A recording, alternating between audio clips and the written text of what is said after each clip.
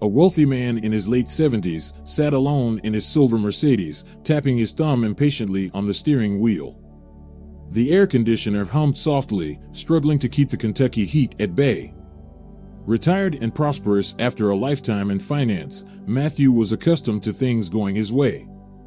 But that day, he found himself stranded with a flat tire, far from the comforts of his immaculate mansion on the outskirts of town. After several unsuccessful attempts to call for roadside assistance, he sighed and accepted that he would have to wait. Just as frustration began to rise, he noticed a figure approaching down the road. A young boy, around 13 or 14, wearing a faded t-shirt and worn-out sneakers, walked toward him with determination. Matthew observed as the boy's eyes focused on the car before giving him a polite yet confident nod.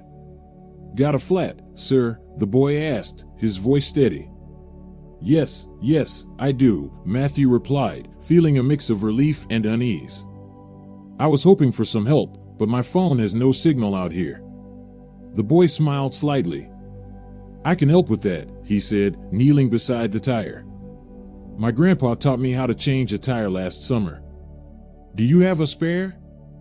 Matthew gestured to the trunk, watching as the boy retrieved the necessary tool. The boy worked quickly, his hands moving with a quiet confidence that seemed beyond his years. As Matthew stood by, he felt an unfamiliar sense of humility, something he hadn't experienced in a long time. He wanted to offer the boy something in return, but the young man remained focused on the task. After a few minutes, the boy stood up, wiping his hands on his jeans. "All done," he said simply, offering a small, satisfied smile. Matthew reached for his wallet and pulled out some cash, holding it out. "Here, take this. I really appreciate your help." But the boy stepped back, raising his hand politely. "Thank you, sir, but I don't need anything. Just happy to help." Stunned, Matthew stood there, money still in hand, as the boy turned and walked away. The interaction left Matthew deeply moved, though he couldn't quite explain why. Alone again, he put the money back in his wallet and got into his car, watching the boy's figure grow smaller in the rearview mirror. For the rest of the drive, his thoughts kept returning to the boy. There was a quiet dignity about him, a self-assurance that didn't come from wealth or privilege, but from something deep. That evening, as Matthew sat in his lavish home, he couldn't shake the image of the boy walking away with nothing but a smile. He sat in the leather armchair of his study, surrounded by shelves of books he rarely opened. The room was silent except for the ticking of the grandfather clock. His dinner, a perfectly prepared steak and asparagus, sat untouched on the side table. He couldn't stop thinking about the boy. Over his lifetime, Matthew had met countless people, business partners, employees, investors. Most interactions revolved around deals, favors, and expectations. But this boy, a stranger, had helped him out of pure kindness. Leaning back, sipping his scotch, Matthew replayed the memory of the boy's confident smile. The boy didn't seem to have much. His worn shoes, faded clothes, and dusty hands told a story of hardship. Yet, he carried himself with an integrity that felt rare. The next morning, Matthew felt compelled to find the boy. He didn't know why, perhaps guilt, gratitude, or curiosity, but something inside him felt unresolved. He drove down the same road, scanning the horizon for any sign of the boy. Hours passed as he stopped at gas stations and diners, asking if anyone had seen a boy matching the description. Most people shrugged or shook their heads, until an older woman at a small cafe spoke up. "Sounds like you're talking about Elijah," she said, wiping her hands on her apron. "That boy's always helping folks around here. Lives with his mama over in Way, nestled in the Appalachian foothills." The drive was scenic, but Matthew barely noticed. His mind was racing with questions. What kind of life did this boy have? What kind of family raised someone like that? When he arrived in Harlan, the streets were quiet, lined with modest homes and small businesses. After asking a few locals, he was directed to a small house on the edge of town. The house was worn but tidy, with a slightly sagging front porch. Matthew hesitated before knocking on the door. A woman in her early 40s answered. She looked tired but kind, her eyes sharp and curious as she sized him up. "Can I help you?" she asked.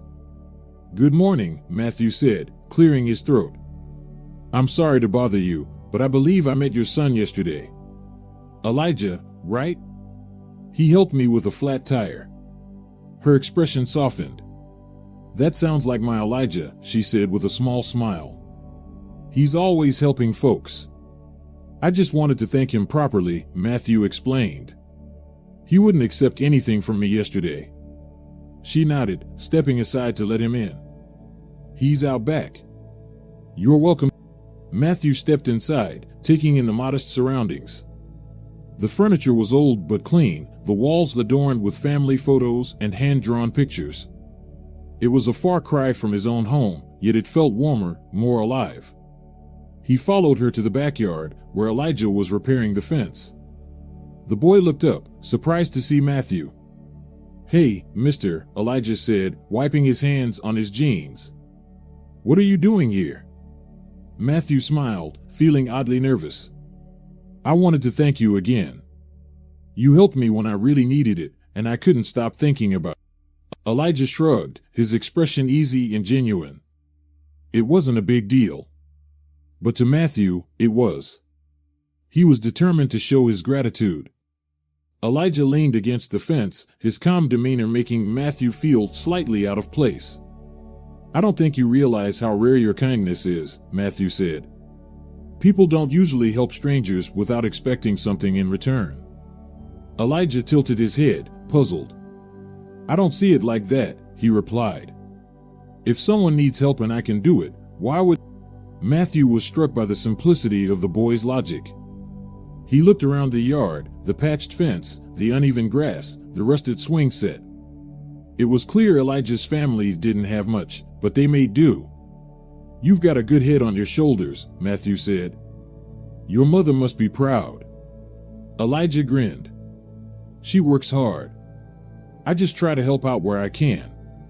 Matthew fell silent, absorbing the boy's words.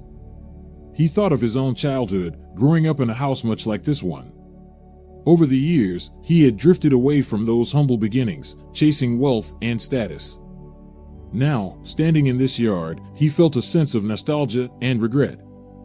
"I'd like to do something for you and your family," Matthew said. Elijah straightened up, his expression cautious. "We're okay, mister. We don't need anything." "It's not about need," Matthew insisted. "It's about what's right. You helped me, and I'd like to return the favor." Before Elijah could respond, his mother called from the porch. "Elijah, come inside and wash up before lunch." Then she turned to Matthew.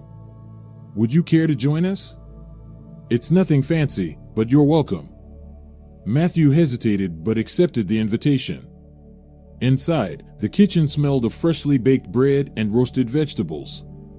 The table was small, surrounded by mismatched chairs, but it was set with care. As they ate, Matthew found himself drawn into their conversation. Elijah talked about school, his friends, and his dream of becoming an engineer. His mother shared stories about the community, speaking with quiet pride. Matthew listened intently, feeling a warmth he hadn't experienced in years. For all his wealth and success, his own home felt cold and empty compared to this modest house filled with laughter and connection. After lunch, as they cleared the table, Matthew turned to Elijah's mother. "You've done a remarkable job raising him," he said. "He's got more heart than most people I know." She smiled, her eyes shining with gratitude. "Thank you. He's a good boy, but we've had our struggles. We've learned to appreciate the small thing." Matthew nodded, his mind already turning over ideas. He didn't want to overstep, but he couldn't walk away without doing something for them. This family had given him a gift he hadn't realized he needed, a reminder of what truly. Matthew left their home that afternoon with a sense of clarity he hadn't felt in years. Driving back to his estate, he began to plan. This wasn't about charity, it was about honoring the boy's selflessness and the family's resilience. Elijah and his mother deserved more than patched fences and worn furniture. They deserved stability and recognition for the strength they showed every day. The next morning, Matthew made calls, lots of them. He reached out to old colleagues, contractors, and suppliers. By midday, a plan was set in motion. Within a week, trucks and workers arrived at Elijah's home. Matthew stood on the sidewalk, clipboard in hand, directing the renovations as Elijah and his mother watched in shock.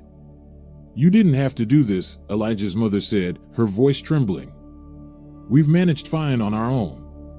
Matthew turned to her, his expression earnest. "You've done more than manage. You've thrived. But you gave me something I didn't know I was missing. Let me give..." Elijah was quieter than usual, standing next to his mother with a thoughtful look. Matthew knelt slightly, meeting his eye. "You taught me something, Elijah. Helping people isn't about money, it's about showing up. I want to show up for you." Over the next several weeks, the house underwent a transformation. The sagging porch was replaced, the roof repaired, and the rusty swing set out back was replaced with a new one. Inside, the walls were painted, the floors polished, and the kitchen upgraded with modern appliances. At first, Elijah tried to help with the renovations, but Matthew insisted he take a break. "Your job," Matthew said with a smile, "is to enjoy being a kid for a little while." Still, Elijah couldn't resist watching the crew work, his eyes lighting up with curiosity. One of the workers, a burly man named Joe, noticed his interest and invited him to help measure wood planks. Before long, Elijah was asking questions about tools and construction, his excitement infectious. Matthew watched from a distance, feeling a warm pride swell in his chest. For the first time in years, he felt like he was doing something meaningful. One evening, as the sun dipped low, the project was nearing its end. The family stood on the porch, marveling at the transformation. Elijah's mother turned to Matthew, her voice choked with emotion. "This isn't just a house anymore. It's a home. I don't know how we can ever thank you."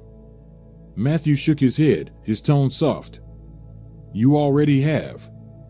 You reminded me of what life is supposed to be about: family, connection, and purpose. I think I'm the one who should be thanking you." The final day of the renovation felt like a celebration. Neighbors stopped by, offering smiles and small gifts.